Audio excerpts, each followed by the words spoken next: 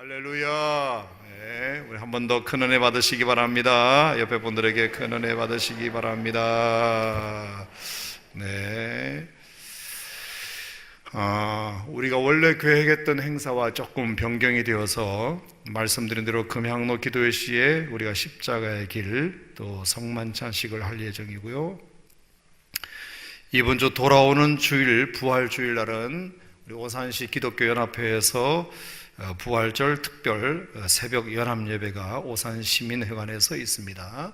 5시에 있으니까 부활주일 새벽 기도회는 우리 오산 시민회관으로 가실 수 있도록 개인적인 차량으로 그렇게 이용해서 가실 수 있기를 바라고요. 우리가 저녁에 하기로 했던 부활절 찬양축제, 우리 성가대에서 칸타타를 준비한 것은 부활주일 아침 예배 때 하기로 하겠습니다. 좀 더 많은 성도님들이 함께 그 은혜를 나눴으면 좋겠다는 취지로 저희가 성가대에서 각 성가대에서 세교성전, 골동성전에서 부활주일 예배 시간에 우리 칸타타를 하려고 합니다. 특별히 아침에 하려고 하는 이유는 우리가 그림 자극을 같이 좀 병행할 예정인데 얼마나 복음의 진수가 담겨져 있는 좋은 칸타타인지 모릅니다. 여러분, 이 일을 위해서도 성가대가 열심히 준비하고 있는데 잘 준비될 수 있도록 여러분이 기도해 주시길 바라고요. 부활 영화 티켓 구입하실 수 있습니다. 여러분들이 주중에 좀 구입을 해 주시면 좋은 게 우리가 영화관에 정확한 인원을 알려줄 수 있기 때문에 정말 좋은 영화니까 부활주일 오후에 4시 반 또는 5시 여러분이 티켓을 구입하실 수 있으니까 관 시간 확인하시고 5,000원에 9,000원짜리를 5,000원에 여러분 드릴 수 있도록 그렇게 준비를 하겠고요. 어제 제가 광고 드린 대로 혹시 못 들으신 분 계실 것 같아서 우리 인천 남동공단에 우리 타이 소망교회 헤브론 산악회에서 우리 교회가 이렇게 후원하고 있는 선교단체인데 우리가 외국인 선교회 건물을 쓰고 계시다가 갑자기 그 건물에서 나오게 되어가지고 예배드릴 공간이 없어서 아마 좀 어렵게 지하홀을 구한 것 같은데 칸막이가 필요하다고 그래서 또 우리가 그냥 매월 그냥 조금씩 지원하는 것뿐만 아니라 우리가 또 지난번에 가보고도 왔으니까 여러분이 부활주일날 헌금하실 때 1, 2만 원 더 보태서 헌금해 주시면 한 350에서 400만 원 정도 공사비가 든다고 하니까 우리 이 선교사님이 태국 선교사님으로 사역을 하다가 불가피하게 태국에서 나오시게 돼가지고 늘 그 태국 영혼에 대한 마음이 있으셨는데 그러면 인천 남동공단의 그 공단 근로자들 중에 태국 사람들을 전도해서 역선교를 해야 되겠다, 그런 참 좋은 마음을 가지고 아주 젊은 부부가 우리 교단 목사님이거든요. 젊은 부부가 열심히 수고하고 있는데 우리가 조금이라도 힘이 되면 좋겠다, 그런 생각이 듭니다. 아마 여러 군데 손을 이렇게 내밀었지만 반응이 없는가 봅니다. 그래서 우리 교회가 좀 도와줬으면 하는 마음이 있으니까요, 여러분 헌금하실 때 참고하시면 좋겠습니다. 오늘도 사과 하나씩 드리겠습니다. 나가실 때 금식하시는 분들에게 힘이 되시기를 바라고, 또 금식을 오늘 새로 시작하실 분들도 드시면 좋겠습니다. 오늘 다 하나씩, 혹시 금식을 안 하시는 분들도 함께 드릴 수 있으니까요, 가져가시면 좋겠고, 내일은 아침에 우리가 효소 모래 그렇게 이틀 동안 우리가 타가지고 드리겠습니다. 아마 공복감을 많이 없애고 또 이렇게 몸의 노폐물도 제거할 수 있는 좋은 것이 효소라고 제가 들었기 때문에 직접 담근, 우리 권사님이 직접 담근 것을 여러분들에게 아침에 드리도록 하겠습니다. 참 사과 하나가 조그만 것이지만 또 어쩔 수 없이 일하는데 힘이 필요하신 분들에게 물만 마시면 머리가 계속 띵하고 어지럽고 의욕도 안 나오고 그러는데 사과 하나가 주는 그게 얼마나 참 큰지. 어제 아침에 사과 참 맛있게 드셨죠? 네, 아주 맛있게, 그 좋은 사과입니다. 작은 것이지만 여러분 맛있게 드셨길 바라고, 저도 참 얼마나 사과 하나가 그렇게 맛있는지 아주 사과 씨 부분까지 속속들이 평소에는 그냥 뭐 대충 먹고 버리는데 속속들이 먹는데 마지막 부분 먹다가 떨어뜨려 버렸어요. 바닥에다가. 얼마나 그게 아까운지. 조금 더 먹을 수 있는데. 하여간 참 금식을 해보면 모든 것이 다 뭐 작은 것 한 가지라도 감사한 마음도 생기는 것 같고, 새로운 영적인 은혜가 여러분들에게도 있으리라 믿습니다. 자, 하나님 말씀 함께 나누겠습니다. 오늘은 누가복음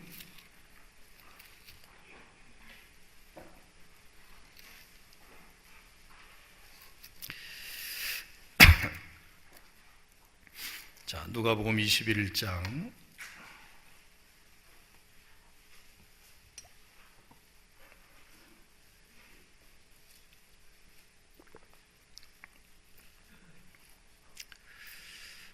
누가복음 21장 5절 말씀부터 19절까지. 누가복음 21장 5절부터 19절.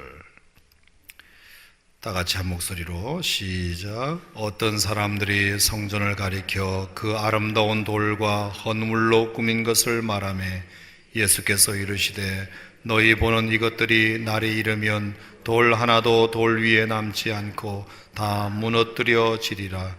그들이 물어 이르되 선생님이여 그러면 어느 때에 이런 일이 있겠사오며 이런 일이 일어나려 할 때에 무슨 징조가 있사오리이까?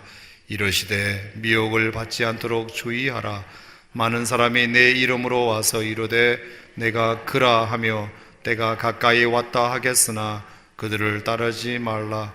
난리와 소요의 소문을 들을 때에 두려워하지 말라. 이 일이 먼저 있어야 하되 끝은 곧 되지 아니하리라. 또 이르시되 민족이 민족을 나라가 나라를 대적하여 일어나겠고 곳곳에 큰 지진과 기근과 전염병이 있겠고 또 무서운 일과 하늘로부터 큰 징조들이 있으리라.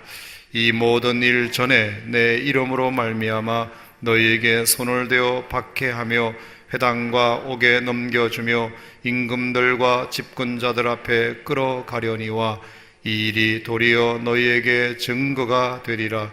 그러므로 너희는 변명할 것을 미리 궁리하지 않도록 명심하라. 내가 너희의 모든 대적이 능히 대항하거나 변박할 수 없는 구변과 지혜를 너희에게 주리라. 심지어 부모와 형제와 친척과 벗이 너희를 넘겨주어 너희 중에 몇을 죽이게 하겠고 또 너희가 내 이름으로 말미암아 모든 사람에게 미움을 받을 것이나 너희 머리털 하나도 상하지 아니하리라. 너희의 인내로 너희 영혼을 얻으리라. 아멘. 고난주간에 담긴 예수님의 마음, 그 세 번째 누가복음 21장을 통한 하나님의 말씀입니다. 사람이 살다 보면 예상치 못한 일들을 종종 경험하게 됩니다. 예상치 못한 좋은 일도 일어나기도 하고 예상치 못했던 나쁜 일도 일어나기도 합니다. 제 경험상 보면 예상한 일들이 더 많이 일어나긴 하지만 예상치 못한 일은 예상한 일보다 좀 적게 일어나긴 하지만 더 충격을 받는 것은 예상치 못한 일을 경험했을 때 충격은 더 큰 것 같습니다. 참 창피해서 말 안 하려고 그랬는데 지난 토요일 밤에 방송실에 영상 때문에 잠깐 이렇게 지나가다가 깜깜하니까 뭐 10시 반쯤 됐나 이용진 집사님 만나러 가다가 씩씩하게 가다가 퍽 하고 뭐가 앞에 걸렸는데 중간에 의자 하나가 튀어나와 있는 것을 모르고 그냥 무작정 씩씩하게 걸어다가다가 예상치 못하게 부딪히는 바람에 얼마나 아팠는지 이용진 집사님한테 아프다고 소리도 못하고 창피해가지고 그래서 주일날 쩔뚝쩔뚝 거리는 것을 여러 성도님들이 보시고 뭔 일인가 싶으셨을 텐데 이제서야 이실직고 하겠습니다. 그래서 타박상을 좀 크게 입어가지고 좀 이렇게 계단 내려가기가 힘든데요. 여러분, 예상치 못한 일을 이렇게 만나게 되면 받을 충격이 훨씬 더 크다는 것을 아마 여러분 삶에서도 경험하셨으리라 생각합니다. 자, 유대인들은 자기들 성전이 무너질 거라고는 꿈에도 예상하지 못했습니다. 성전이 무너진다는 것은 절대로 예상할 수 있는 일이 아니었습니다. 두 번째, 두 가지 이유가 있는데, 첫째는 그 성전에는 전통적으로 하나님이 계시다는 사상이 저들 마음속에 굳건히 자리 잡고 있었기 때문입니다. 옛날부터 출애굽 시대에 모세가 성막을 만들 때부터 성막은 하나님의 임재의 상징이었지 않습니까?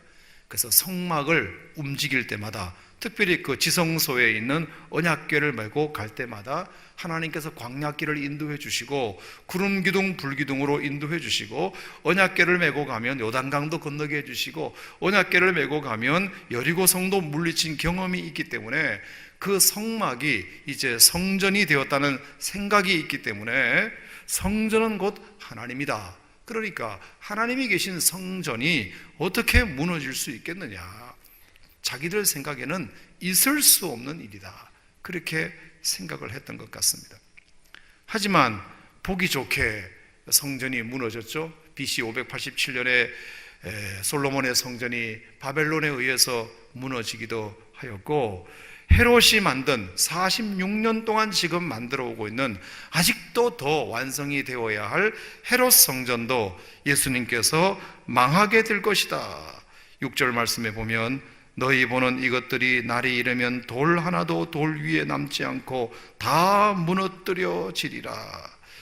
예수님께서 그렇게 말씀하시는 것이 예상치 못한 주님의 말씀에 얼마나 충격을 받았겠습니까? 하지만 예수님 말씀을 저들은 믿지 아니하고 AD 70년에 로마의 티투스 장군에 의하여 예루살렘이 침략을 받아가지고 결국에 예루살렘 성도 무너지고 예루살렘 성전도 무너지게 됩니다.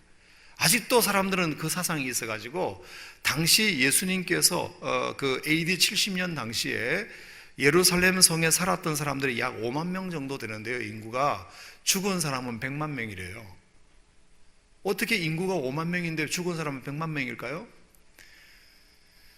그게 뭐냐 하면 예루살렘 성전에 가면 산다는 생각이 있었거든요. 그러니까 전쟁이 일어나니까 모두가 다 예루살렘 성전으로 모인 거예요. 성전으로 모인 거예요. 성전에 가면 산다. 거기에 하나님이 계시니까 다른 데는 망해도 성전은 안 망하겠지. 그래서 평소에는 5만 명 사는 예루살렘 성에 100만 명이 운집해서 100만 명이 죽은 거예요. 그만큼 성전에 대한 믿음이 굉장히 특심이었습니다. 성전은 안 망해. 성전은 괜찮을 거야. 그런데 그 성전이 망한 것입니다. 망한 것입니다. 얼마나 많은 사람들이 죽었는지 모릅니다. 예수님이 지금 그것을 경고하고 있습니다. 성전도 망한다. 저 성전도 망한다. 그러니까 그 예언 자체가 유대인들에게는 충격이었죠. 제자들에게는 충격이었죠. 뿐만 아니라 자기들의 성전이 무너질 거라고는 꿈에도 생각하지 못했던 두 번째 이유는 너무나 견고하게 지어졌기 때문입니다. 자, 5절 말씀을 한번 보시면 다 같이 시작. 어떤 사람들이 성전을 가리켜 그 아름다운 돌과 헌물로 꾸민 것을 말하되, 제자들이나 무리들이 예수님 저 성전 너무 멋있지요. 너무 멋있지요. 저렇게 웅장하고 견고하고 아름다운 성전이 또 어디 있겠어요? 예수님에게 그 말씀을 하시자마자 예수님이 무너진다고 말씀하신 거거든요. 그러니까 그 사람들은 지금 헤롯 대왕이 46년간 짓고 있고 80년 넘어 걸려 완성하게 될 이 성전은 너무나 웅장하고 견고하고 화려하기 때문에 무너질 리가 없다는 것입니다. 실제로 헤롯 대왕의 이 성전은 기둥이 모두가 다 대리석이고 순금으로 만든 그 인테리어를 이 순금으로 만든 포도 알맹이를 이렇게 했는데 포도알 하나 크기가 사람 크기만 했다. 얼마나 돈을 많이 들였는지. 모든 사방을 금으로 도금하고 요세푸스의 기록에 의하면 모든 것이 다 금으로 되어 있어서 눈이 부셔서 성전을 쳐다볼 수가 없을 정도였다. 특히 햇빛이 비치기라도 하면 성전에서 나는 광채가 얼마나 찬란했는지 사람들이 성전에서 눈을 돌릴 정도로 너무 부시니까. 그리고 성전 지붕에 새가 앉지 못하도록 못을 박아놨는데 그 새 방지용 못조차도 다 금으로 만들었다고 그랬습니다. 그러니까 이런 성전이 어찌 망하겠는가? 예수님 참 멋있지요. 아름다운 저 성전이 얼마나 멋있는지 몰라요. 이렇게 될 거죠. 그런데 예수님께서 예상치 못한 말씀을 하시는 겁니다. 너희들이 믿고 있는 저 성전도 망한다. 인간이 보기에 저렇게 화려하고 튼튼하게 지은 곳이지만 심지어 너희들이 저곳에서 위로받고 저곳에서 예배드리고 하지만 그 예배드리는 곳도 망할 수 있다. 그 얘기를 하신 것입니다. 하나님께 합당하지 않으면 망한다. 여러분, 이 성전은 지금 강도의 구렬로 변해져 있죠. 성전이 왜 망하겠습니까? 하나님께 예배드리는 처소가 왜 망하겠습니까? 강도의 구렬로 변해져 있고, 예수님께서 성전 정화 사건을 하지 않으면 소 팔고 비둘기 팔고 돈 바꾸는 사람들이 성전 가득하게 쌓여 있고, 그리고 성전의 대제사장들이 사두개인 출신들 중에 서서 있는데 다 로마와 결탁해서 돈 받아 먹고 있고, 이러니까 저 성전은 망한다. 너희들이 멋있다고 생각하는 것, 너희들이 믿는다고 생각하는 것, 이만하면 튼튼하지 않는다고 생각하는 모든 것은 다 망한다. 하나님 외에는 다 망한다. 따라합시다. 하나님 외에는 다 망한다. 심지어 하나님의 은혜로 누리는 것들도 망할 수 있다. 하나님의 은혜로 누리는 것들도 망할 수 있다. 하나님이 내게 은혜 주셔서 내가 지금 이렇게 물질적인 부요를 누리고 있다면 이것도 하나님의 은혜이지만 그 은혜도 없어질 수 있다. 오직 하나님만 남을 뿐이지, 하나님으로 인하여 누리는 모든 것, 하나님이 내게 주신 생명, 이건 하나님이 주신 생명이지만, 하나님이 주신 것이지만 이 생명도 언젠가는 후퇴할 수 있고 망할 수 있고, 하나님이 나에게 남편 주셨지만, 하나님이 나에게 아내 주셨지만, 하나님이 나에게 자녀 주셨지만, 하나님이 주신 것이지만 하나님이 내게 주신 그 가족도 망할 수 있고, 내 물질도 망할 수 있고, 내가 평소에 하나님의 은혜라고 고백하는 것들도 다 망할 수 있다. 다 망할 수 있다. 그 얘기를 이제 예수님께서 성전 파괴를 예를 들면서 말씀하시고 계신 것 같습니다. 그러면서 이제 앞으로 오게 될 그 심판의 때에 대해서도 예수님께서 이어가십니다. 10절 말씀에 보면 민족이 민족을, 나라가 나라를 대적하여 일어나겠고, 지진과 기근과 전염병이 있겠고, 무서운 일과 하늘로부터 큰 징조들이 있을 것이다. 하나님이 은혜로 주신 것들도 망하지만 이 세상의 모든 것들도 다 어려움을 겪게 될 것이다.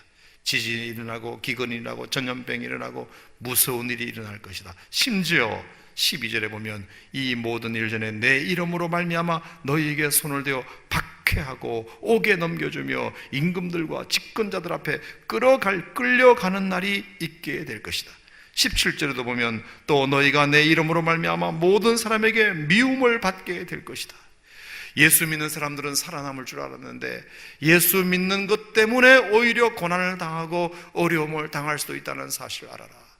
영원한 하나님 외에는 모든 것이 다 사라질 수도 있음을 꼭 기억하라. 그 얘기죠. 사랑하는 성도 여러분, 그러니까 우리가 살면 살수록 의지할 분은 하나님 한 분 외에는 정말 아무것도 없다는 사실을 기억하셔야 합니다. 우리가 아름답게 지은 이 성전도, 보이는 껍데기 벽돌로 지은 이 성전도 망할 수 있습니다. 지진이 나면 교회도 무너질 수 있습니다. 교회도 화재가 날 수도 있습니다. 교회도 물에 침수될 수 있습니다. 하나님 한 분 외에는 모든 것이 다 영원하지 않습니다. 하나님이 내게 주신 은혜로 주신 것들도 지금은 이것이 은혜라고 고백하지만 그 은혜로 주신 것들도 망할 수 있습니다. 하나님 외에는 그 무엇도 영원하지 않다는 사실을 오늘 성경은 우리들에게 말씀해 주시는 것입니다. 그러므로 이런 일이 일어날 때 너희들은 어떤 마음 자세를 가져야 하느냐? 예수님께서 오늘 두 가지 마음을 우리들에게 전하고 계십니다. 자, 첫 번째 13절 말씀. 자, 이런 일이 일어날 때 자연도 망하고 예수님 때문에 핍박도 받고 하나님의 은혜라고 생각했던 것들도 망해갈 때 13절 우리가 꼭 기억해야 할 예수님의 마음. 13절 시작. 이 일이 도리어 너희에게 증거가 되리라. 자, 이 말씀이 참 제게 많이 와닿았습니다. 너희에게 이것이 오히려 증거가 되어야 한다. 자, 거기 보면 증거라는 말에 괄호 1번 이렇게 돼 있어요. 그렇죠? 괄호 1. 자, 그 밑에 보면 증거라는 말을 또 다른 말로 표현해놨습니다. 뭐라고 돼 있죠? 또는 증거의 기회가 될 것이다. 증거의 기회가 될 것이다. 이게 뭐냐면 오히려 그렇게 핍박받고 박해받고 내가 믿었던 모든 것들이 다 사라질 때 그때 진짜 하나님을 증거할 수 있는 기회가 되어야 한다 이 뜻입니다. 여러분, 예수님으로 박해를 받지만 예수님으로 핍박을 받지만 내가 믿었던 모든 것들이 내 주변에서 다 떠나갈 때 그때 정말 너희들이 믿음의 사람이라면 하나님을 증거할 수 있는 기회로 삼아야 한다는 뜻입니다. 예수 믿는다는 것의 진짜 증거는 그때 드러나는 것이기 때문입니다. 여러분, 때로 우리가 많은 사람들의 간증을 들어보면 대부분의 간증의 스토리는 어떻게 시작됩니까? 여러분, 제가 이런 사람이었습니다. 이렇게 개망난이었습니다. 이렇게 실패했습니다. 그런데 하나님의 은혜로 이렇게 오늘 잘 되었습니다. 병도 고침받았습니다. 오늘은 이렇게 아무 걱정 없이 하나님의 은혜로 잘 살고 있습니다. 대부분의 간증이 다 그렇잖아요. 실패했지만 성공했을 때 간증하고, 병들었지만 고침받았을 때 간증하고, 불행했지만 행복해졌을 때 간증하는 것이 우리의 증거의 기회라고 생각합니다. 아, 간증은 잘 돼야만 할 수 있는 거구나. 성공해야만 할 수 있는 거구나. 건강해져야만 할 수 있는 거구나. 실패했을 때는 간증을 못하는 거구나. 여전히 병들어 있을 때는 간증할 게 없구나. 내가 여전히 불행한 삶을 살고 있을 때는 간증할 게 없구나. 이렇게 생각합니다. 박해를 받고 있을 때도 간증할 게 없다고 생각합니다. 하지만 진짜 간증은 뭐냐? 내가 그동안 믿었던 것들이 내 주변에서 다 사라지고 내게 아무것도 남지 않았을 때 그때도 내가 하나님의 은혜로 지금도 살고 있습니다 라고 하는 간증이 어떤 면에서는 진짜 간증인 줄로 믿습니다. 아멘.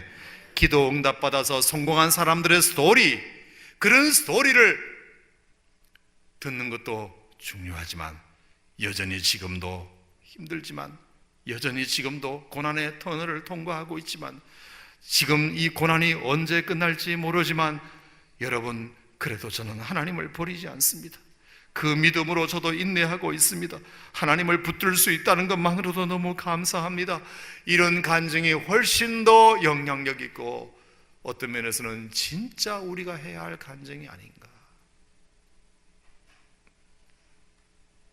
아멘 한번 해보세요. 여러분도 간증을 들을 때 어떤 간증이 더 은혜로운가요?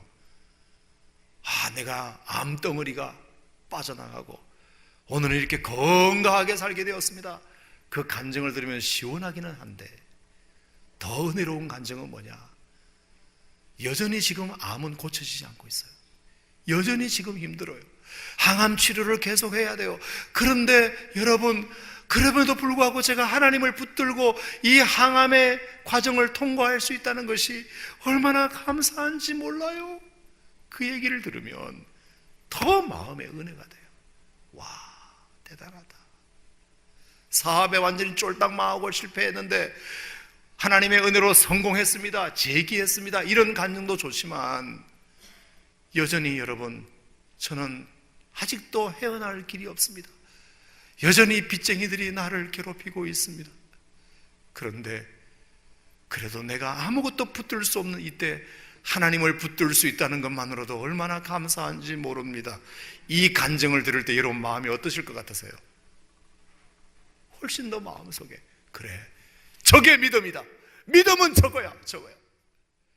실패해서 성공한 게 믿음이 아니라 저 어려울 때에도 하나님을 붙들고 사는 저 믿음이 진짜 믿음이구나. 아멘. 증거의 기회는 성공했을 때 하는 것이 아니라 박해받고 힘들어지고 모든 것이 떠나갈 때, 그때 증거의 기회가 되는 것이, 그게 예수님 마음입니다. 너희들이 꼭 성공하고 나서 간증할 생각하지 말고 실패했을 때에도 간증하라. 아멘. 실패했을 때에도 간증하라. 실패 중에도 간증하라.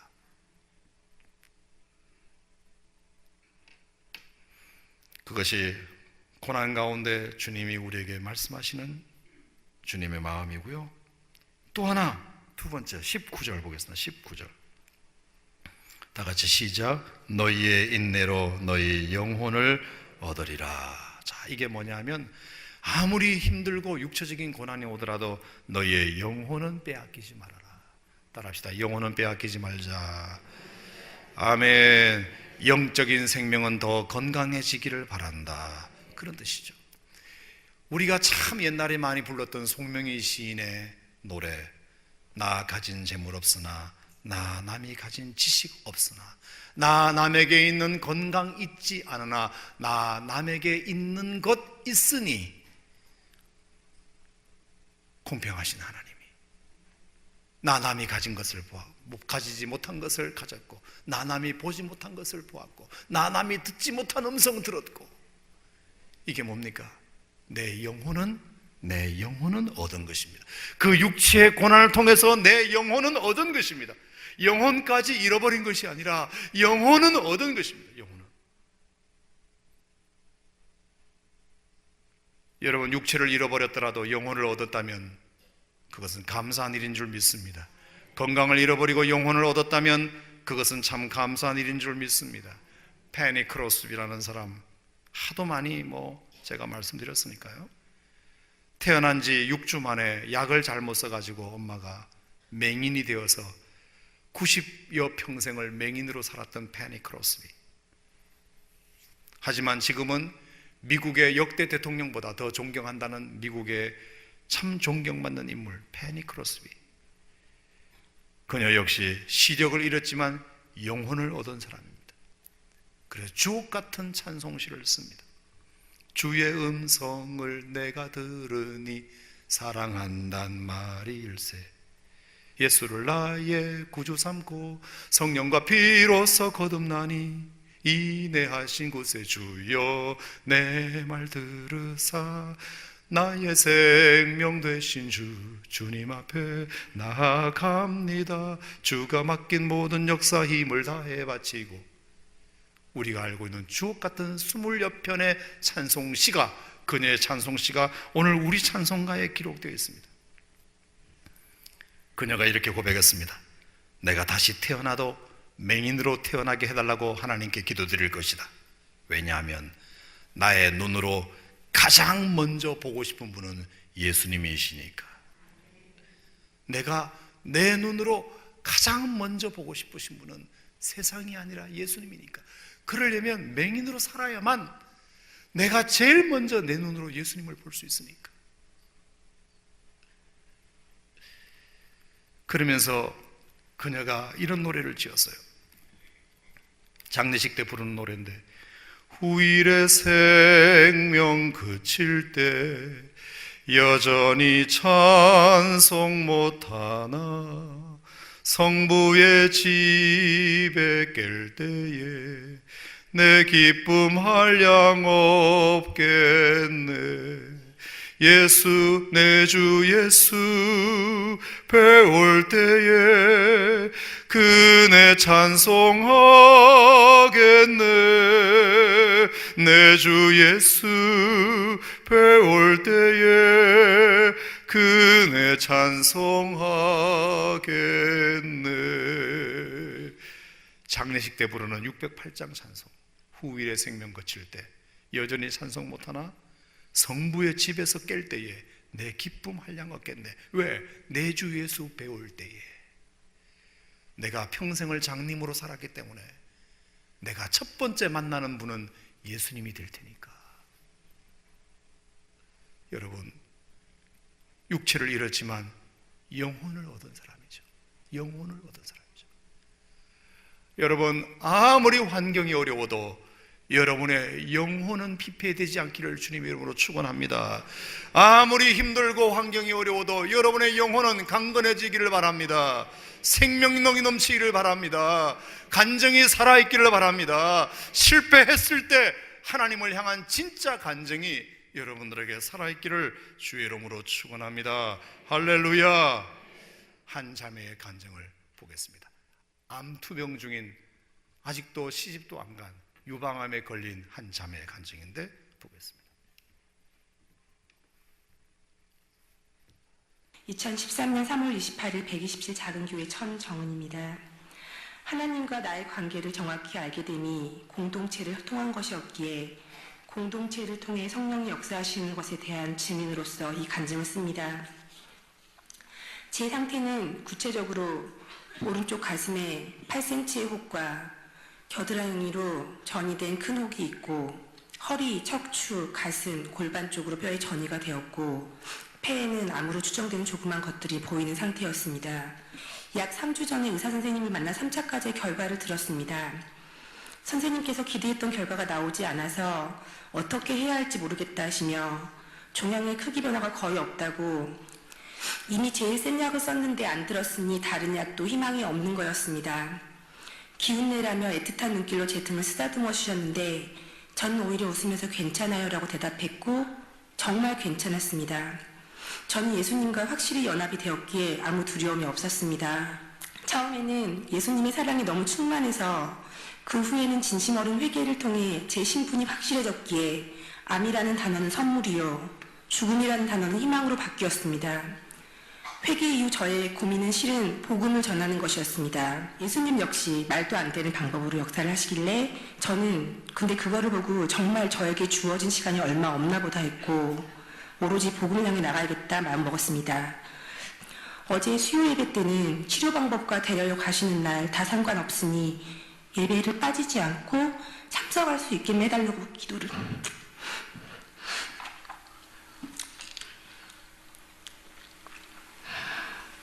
기도드렸습니다. 예배를 빠지면 왠지 마귀와의 싸움에서 힘이 날 것 같지 않아서 정말 간절하게 기도를 드렸습니다. 실은 저는 영원히 살았다고 확신하기에 이 세상과 작별할 준비를 끝냈었습니다. 다만 저를 사랑하는 사람들과 저를 위해 기도해 주신 여러분이 나의 영생을 확신하고 마지막 순간에 기뻐해 주기를 바라는 마음만 있을 뿐이었습니다. 죄송합니다. 오늘은 6차 검사 결과를 통보하는 날이었습니다. 담담하게 들어가서 별 수가 없으니 다른 항암제라도 일단 맞자고 하시거나 더 안 좋은 소리를 듣지 않을까 했는데, 선생님께서 제가 앉자마자 하시는 말씀이 항암이 힘들지 않으셨냐고, 저는 견딜만 했다고 그랬거든요. 그랬더니 정말 복 받으셨습니다 이렇게 얘기하셨거든요. 그러더니 갑자기 뼈에 있는 게 여기 골반뼈 보이시죠? 막 여기서 얘기를 하시는데 솔직히 제가 골반에도 있는지는 몰랐어요. 암이 있었던 흔적만 있고 없어졌습니다. 그러더라고요. 그래가지고 분명히 뼈에 있는 건 평생 가지고 와야 할 수도 있다고 하셨는데 항암으로는 절대 없어지지 않을 거라고 하셨거든요. 근데 너무 놀랐는데 그 순간 그 다음에 예수님이 당연히 생각이 났어요. 그래서 이제 감사했습니다. 그래서 너무 놀랐지만 당연히 예수님이 또 보여주신 결과였습니다. 치료는 항호르몬으로 하기로 했습니다. 항암 치료와 달리 항호르몬 치료는 먹는 약으로 일상생활에 전혀 지장을 받지 않습니다.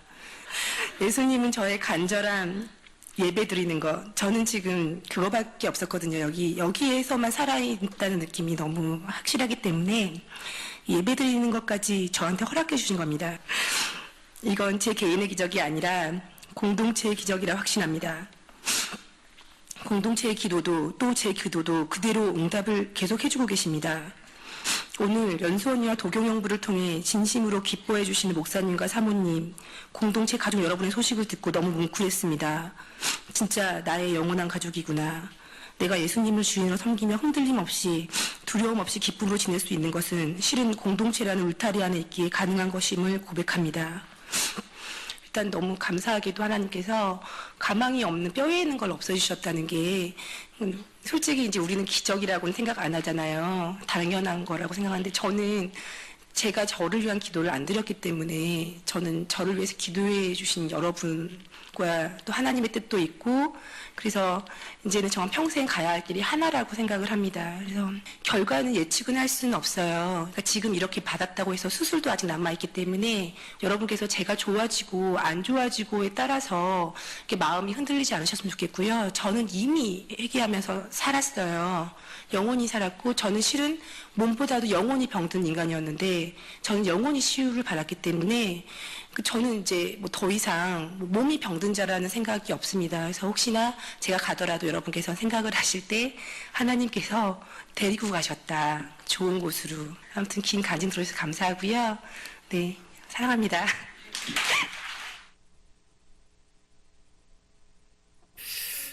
24살밖에 안 되는 자매가 유방암에 걸려가지고 아직도 결과를 모르는 가운데 있지만 이러다가 하나님 나라 갈 수도 있지만 저를 위해서 너무 걱정하지 마시라고 저의 영혼이 살았기 때문에 괜찮다고 들으셨죠? 저의 영혼이 살아있기 때문에 상관없다고 참 이게 진짜 간증이라고 생각하고 우리의 증거의 기회는 성공했을 때 하는 것이 아니라 실패 가운데서도 믿음으로 통과하고 있는 그 간증 저의 영혼이 살았으니까 괜찮다고 그것이 오늘 하나님께서 우리에게 주시는 하나님의 마음이라고 생각하고요 우리 예수를 나의 구주 삼고 성령과 피로서 거듭나니 우리 함께 찬양하신 다음에